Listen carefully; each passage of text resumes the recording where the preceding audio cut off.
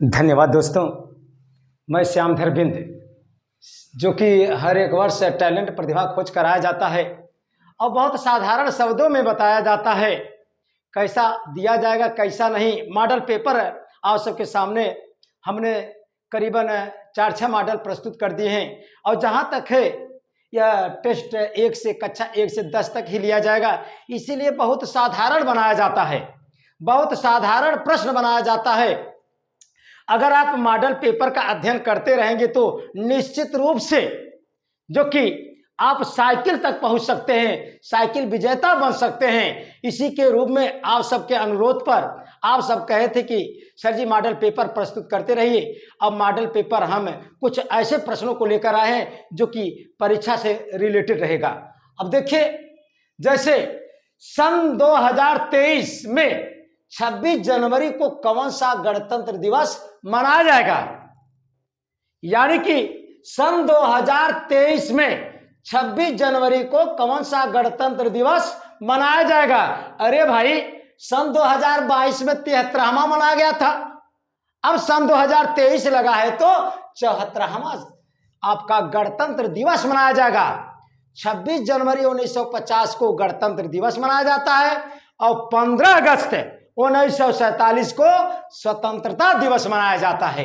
आपको यह बात ध्यान में रखना चाहिए। अब देखिए, सन 2023 के गणतंत्र दिवस पर मुख्य अतिथि कौन होंगे? अब सोचिए, वो भी मिस्र के राष्ट्रपति, यानी कि मिस्र देश के राष्ट्रपति अब्देल फतह अल सीसी। यानी कि इस बार सन 2023 में हमारे देश के, अपने देश के मुख्य अतिथि होंगे मिस्र देश के राष्ट्रपति अब्देल फतह अल सीसी, मेहमान के रूप में होंगे। और देखिए, जनसंख्या दिवस कब मनाया जाता है? 11 जुलाई को मनाया जाता है। ऐसे छोटे छोटे प्रश्न आप सबके सामने, जो कि 29 जनवरी के दिन परीक्षा है। अब इसका फार्म वितरण कब होगा? आप मॉडल पेपर देखते रहिए, आपको पता चल जाएगा। लेकिन अगला प्रश्न देखिए, आप इतना सरल बनाया जाता है, केवल आपके दिमाग को टटोला जाता है। हमारे सहयोगीगण राकेश बिंद जी हैं, तमाम ऐसे प्रश्न को ढूंढ कर ले आते हैं। धीरज बिंद जी हैं, तमाम ऐसे सहयोगी हैं। राजेश शर्मा सर हैं। छोटे छोटे प्रश्नों को हम सब ढूंढ कर ले आते हैं, जिससे आपका टैलेंटता को परखा जाए। अब देखिए, कितना बढ़िया प्रश्न सेट किया गया है। आप मामा के बहन के बेटों को क्या कहेंगे? आप यानी कि अपने मामा के बहन के बेटे को क्या कहेंगे? हमने डाट रख दिया, आप तलाशिए उत्तर, आप तलाशिए। जैसे घनानंद के महान घनानंद एक राजा था मगध राज का, और उसके क्रूरता, उनके अश्लीलता को देखते हुए, जिन्हें हम विष्णुगुप्त कहते हैं, चाणक्य कहते हैं, कौटिल्य कहते हैं, उन्होंने एक टटोलने का कार्य किया, एक ऐसे शासक का खोज निकाला। उसके अगले हम एपिसोड में, अगले यानी कि भाग में आपको दिखाया जाएगा। चाणक्य के विषय में बताएंगे हम, जैसा कि हमने चर्चा किया। लेकिन अब देखिए अगला, यदि यानी कि इसका जवाब आपको खोज कर लिखना होगा। किसका? आप अपने मामा के बहन के बेटे को क्या कहेंगे? अरे भाई, अगर नहीं जानते हो तो छोटे छोटे बच्चे हैं, आप अपने मम्मी से पूछिए और लेकिन पता लगाइए। ऐसे सवालों को दिया जाएगा। अब देखिए, यदि अंग्रेजी वर्णमाला को उल्टे क्रम में लिखा जाए तो, उल्टे क्रम में, जैसे चमगादड़ उल्टे क्रम में टंग जाते हैं, पैर ऊपर गर्दन नीचे, वैसे उल्टे क्रम में, यानी कि जेड साइड से, जेड वाले को दाएं, भाई अगर कहता है बाएं तरफ और दाएं तरफ, बाएं तरफ को सीधा साइड बोला जाता है, और जेड से अगर चलते हैं तो उल्टा क्रम बोला जाता है, दाईं ओर से कहा जाता है इसे। अब देखिए, अब यदि अंग्रेजी वर्णमाला को उल्टे क्रम में लिखा जाए तो, अरे भाई उल्टे क्रम में लिखा जाए तो यल है। सर जी मार्कर दीजिए तो, यह यल है। ए भाई, ए यल है। यल है, ध्यान से देखिए, यह यल है, किस स्थान पर आएगा। यानी कि यदि अंग्रेजी वर्णमाला को उल्टे क्रम में लिखा जाए तो यल, जो यल अक्षर है किस स्थान पर आएगा आपको गिनना है, यानी कि 15वां स्थान पर। इसका जवाब हमने लिख दिया है। अब देखिए, भारत के वर्तमान राष्ट्रपति कौन है? अरे द्रौपदी मुर्मू। द्रौपदी मुर्मू, उन्होंने सुप्रीम कोर्ट में जजों को फटकारा है। कितना सुंदर 4 बात जजों के विषय में कहा है। और जज की भी, जो जज थे सुप्रीम कोर्ट के, वो भी कांपने लगे। सोचा कि कैसा राष्ट्रपति मिला है, हो तो देशभक्त ऐसे। द्रौपदी मुर्मू ने इस समय जज को, सुप्रीम कोर्ट के जजों को फटकार लगाया है। इसका घटना चक्र हम आपको अगले भाग में, अगले एपिसोड में, अगले मॉडल पेपर में जरूर इनके विषय में कुछ न कुछ बताएंगे, जो कि बहुत भयानक, बहुत दर्द भरा निर्णय सुनाती है। द्रौपदी मुर्मू बहुत सच्चे दिल की, सच्चे हृदय की हैं। हमारी राष्ट्रपति द्रौपदी मुर्मू इस समय वर्तमान राष्ट्रपति बन चुकी हैं। बहुत अच्छा काम है इनका। अब देखिए, मोदी भी इस समय इनके जवाब पर कुछ कह नहीं सके। सोचिए, द्रौपदी मुर्मू ने जब जजों को ऐसा फटकारा, और हम सबके प्रधानमंत्री नरेंद्र मोदी जी कुछ अपने इनके जवाब से, इनके सवाल से बहुत प्रभावित हुए। कहें, बोले कि हमें राष्ट्रपति मिले तो ऐसे मिले, यानी कि हमारे देश में ऐसे ऐसे यो लोग हैं, क्यों ना हमारे देश को उन्नत की राह की ओर देश हमारा क्यों ना चले। अब देखिए अगला, हिंदी भाषा को किस भाग में रखा गया है? हिंदी, अरे भाई हम हिंदी, जब हिंदुस्तान कहें तो भाई इनके विषय में तो जानकारी होना ही चाहिए। यानी कि हिंदी भाषा को किस भाग में रखा गया है?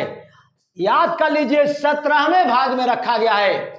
भाई जब हम हिंदुस्तान कहें तो हिंदी के विषय में जरूर जानकारी हमें रखना चाहिए। अब देखिए, हिंदी भाषा में मूल व्यंजन की संख्या होती है कितनी? 33। जैसे स्वरों की संख्या होती है, आप अंग्रेजी वर्णमाला में जानते हैं 5 स्वर होते हैं, कुल तो 26 अक्षर होते हैं। अरे 5 स्वर निकल गए, व्यंजन कितने बचे आपको सोचना है। वैसे हिंदी वर्णमाला में देखिए 33 व्यंजन के रूप में निकल गए हैं। इस समय स्वर कितने बचे आपको ढूंढना है मेरे दोस्तों। अब देखिए अगला प्रश्न, रामचरितमानस कितने वर्ष में लिखा गया? रामचरितमानस कितने वर्ष में लिखा गया? रामचरितमानस वही कवि लिखे हैं, महान कवि हम सबके बीच में तुलसीदास।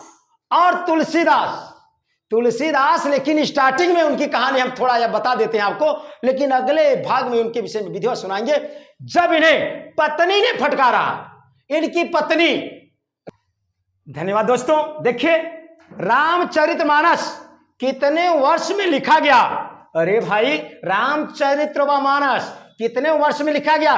पहले यह सोचिए, ढूंढिए किसने लिखा। जैसे आप संविधान के विषय में जानते हैं, संविधान जो कि डॉक्टर भीमराव अंबेडकर ने लिखा, वो कि 2 वर्ष 11 माह 18 दिन में, 2 वर्ष 11 माह, संविधान कितने वर्ष में लिखा गया?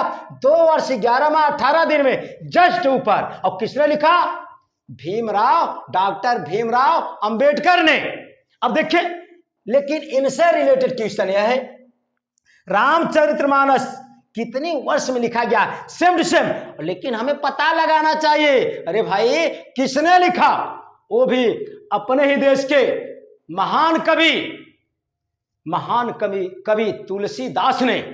उनकी थोड़ा कहानी हम आपको बता देते हैं। ऐसे महान पुरुष, जैसे आप कबीरदास के विषय में जानते हैं, एक आश्चर्य भरी कहानी, वैसे तुलसीदास भी कम नहीं है। जब ये पैदा होते हैं तो इनकी माताजी का देहांत हो जाता है, और उनके पिताजी का भी देहांत हो जाता है। उनकी पालन पोषण करने वाली एक दासी आई थी, वो भी मर जाती है।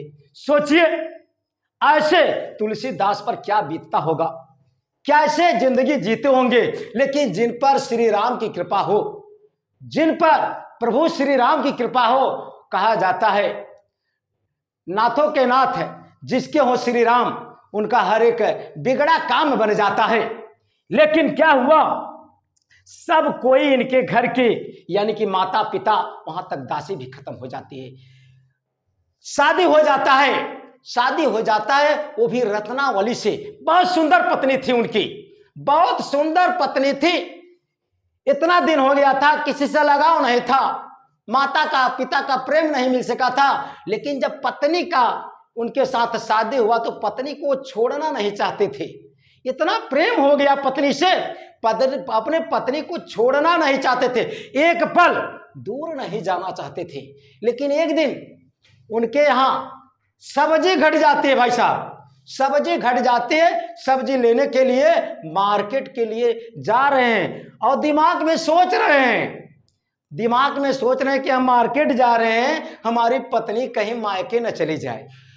हम मार्केट जा रहे हैं, हमारी पत्नी, भाई साहब, हमारी पत्नी मार्केट न चली जाए, मायके न चली जाए। और वैसा ही हुआ। इधर तुलसीदास मार्केट में, पत्नी जग गई मायके में। तुलसीदास आए शाम के वक्त, मौसम खराब था, अंधेरी रात थी, बरसात का दिन था, रिमझिम लगा हुआ था। लेकिन पता चला उनकी पत्नी मायके चली गई है। लेकिन उस समय की बात है, न साधन था, न कोई सवारी थी, न मोटरसाइकिल थी, न बस था। अरे तब क्या हुआ, तुलसीदास, मौसम खराब था लेकिन रिमझिम मौसम में चले जा रहे हैं पत्नी के पास। जंगल झाड़ी से होते हुए बीच में नदी पड़ती है, नदी को कैसे क्रॉस करें। और वहां पहुंचे तो मुंह लटका लिए, ऐसे मुंह लटका लिए। और जब अपनी आंख खोलते हैं तो एक लाश बह रही थी, लाश बह रही थी। और उस लाश को उन्होंने समझा कि यह एक लकड़ी बह रही है, और लाश को लकड़ी समझा, लकड़ी समझा, उसी के सहारे पार हो जाते हैं। जब नदी पार होकर वहां पहुंचते हैं अपने पत्नी के महल के करीब, और सोचा कि अगर हम मेन गेट से चले जाएंगे तो हमारे ससुर जी तमाम लोग देख लेंगे भाई। डर के कारण खिड़की का इस्तेमाल करने का प्रयास किया, और खिड़की के जब गए, खिड़की के पास गए, वहां पर देखा एक रस्सी ऐसे रस्सी की तरह लटक रहा था। उन्होंने सोचा कि रस्सी है, ओरिजिनल तो वह सर्प था। क्या था? सर्प था। लेकिन प्रेम अंधा होता है, लव इज ब्लाइंड। हमारे शर्मा सर कहते हैं लव इज ब्लाइंड। लेकिन क्या होता है, जब उन्होंने इस रस्सी यानी कि सर्प को रस्सी समझा और तेजी के साथ महल पर खिड़की के माध्यम से पत्नी के पास पहुंच जाते हैं, पत्नी के पास पहुंच जाते हैं। उनकी पत्नी पूरी हिस्ट्री सुनाती है, पूरी अपनी बात पूरी पूछती है उनकी पत्नी रत्नावली, और तुलसीदास सारी बातें बता देते हैं कि कैसे कैसे आया। जब उनकी पत्नी देखती है खिड़की के पास, अपनी पत्नी से कहते हैं कि जो आप रस्सी लटकाई थी उसी रस्सी के सहारे हमने चढ़ आया। उनकी पत्नी सोचा कि हमने रस्सी कहाँ लटकाए थे भाई। जब देखा उनकी पत्नी खिड़की के पास तो रस्सी नहीं सर्प लटक रहा था। तुलसीदास का पसीना पसीना हो गया, पसीना पसीना हो गया, और सारी बातों को उन्होंने पता लगाया और कहा और फटकारा उन्हें, तुलसीदास को फटकारा, कहा कि जितना आप हमसे प्रेम करते हैं, अगर उतना प्रेम आप प्रभु श्री राम से लगा लो, आपकी जिंदगी बन जाएगी मेरे दोस्तों, जिंदगी बन जाएगी। और तुलसीदास ने अपनी सुंदर सी पत्नी को उसी समय छोड़कर चले आते हैं, त्याग दे दिया, लग गया ठेस उन्हें दिल में, और चले आए और लिख दिया इतिहास जो कि रामचरित्र मानस। और 2 वर्ष 7 माह 26 दिन में उन्होंने रामचरित्र मानस को पूर्ण किया। ऐसे महान कवि हम सबके देश में पैदा हुए थे। हमारा भारतवर्ष महान है, और हम ऐसे महान कवियों के विषय में महान वीर योद्धाओं की गाथाओं को हर एक कुछ न कुछ एपिसोड आप सबके सामने प्रस्तुत करता रहूंगा। मैं श्यामधर बिंद। अगर यह वीडियो अच्छा लगे तो मेरे चैनल को सब्सक्राइब कीजिए और दोस्तों आप अपने दोस्तों में जरूर शेयर कीजिए मेरे दोस्तों। और आज का वीडियो बस इतना ही। धन्यवाद दोस्तों।